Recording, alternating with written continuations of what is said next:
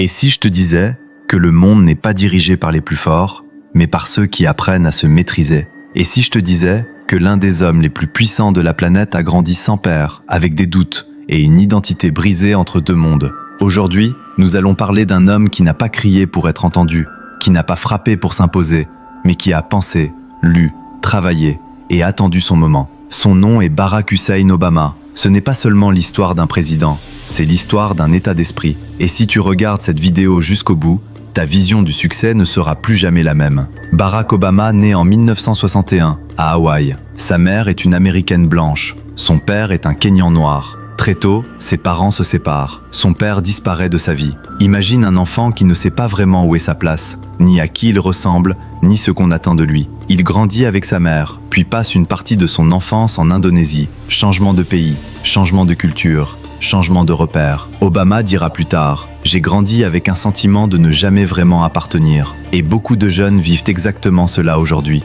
À l'adolescence, Obama n'est pas un modèle parfait. Il expérimente, il doute, il se cherche. Il le reconnaîtra lui-même. Il s'est parfois égaré, non pas par faiblesse, mais par manque de direction. Mais voici la différence entre ceux qui chutent et ceux qui se relèvent. Obama commence à lire des livres d'histoire, de philosophie, de politique, de leaders passés. Pendant que d'autres cherchent à fuir leur réalité, lui cherche à la comprendre. Obama entre à l'université de Columbia, puis à Harvard Law School. Mais attention, ce n'est pas juste un diplôme. À Harvard, il devient le premier président noir de la Harvard Law Review, un symbole fort, mais surtout une preuve. L'excellence ne crie pas, elle se prépare. Obama n'était pas le plus bruyant, ni le plus arrogant, mais il était discipliné, posé, stratégique. Il comprenait déjà une chose essentielle.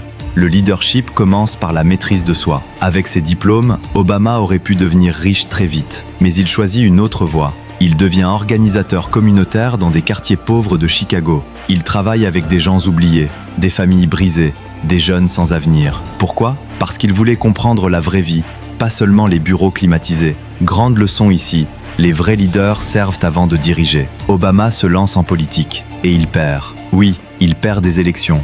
Il est critiqué, sous-estimé, moqué, mais il ne quitte pas le jeu. Il améliore sa communication, son calme, sa vision. Il apprend à parler pour rassembler, pas pour diviser. Obama n'est pas un leader agressif. Sa force, c'est la parole maîtrisée. Chaque discours est préparé, chaque mot est choisi, chaque silence est intentionnel. Il comprend une loi universelle. Celui qui contrôle ses émotions contrôle la situation. 2008, un homme noir, au nom africain, dans un pays marqué par l'histoire raciale. Barack Obama devient président des États-Unis, pas par la haine, pas par la violence, mais par une vision claire, une discipline mentale, une patience stratégique. Voici ce que Barack Obama nous enseigne. Un ton origine ne détermine pas ta destination. 2. La lecture construit l'esprit avant la réussite. 3. Le calme est une arme. 4. La discipline bat le talent non structuré. 5. Le vrai pouvoir est intérieur. Si tu viens d'un milieu difficile, si tu doutes de toi, si tu penses que le système est contre toi, souviens-toi de ceci. Obama n'a pas gagné parce qu'il était parfait. Il a gagné parce qu'il était préparé. Pendant que d'autres se plaignaient, il se formait. Pendant que d'autres criaient, il réfléchissait. Le monde n'a pas besoin de plus de bruit. Il a besoin de plus de discipline, de plus de vision, de plus d'hommes et de femmes qui se construisent en silence. Barack Obama n'est pas juste une légende politique. Il est la preuve vivante que le travail intérieur finit toujours par se voir à l'extérieur. Si cette vidéo t'a inspiré, n'oublie jamais ceci. Travaille sur toi pendant que personne ne regarde. Ton moment viendra.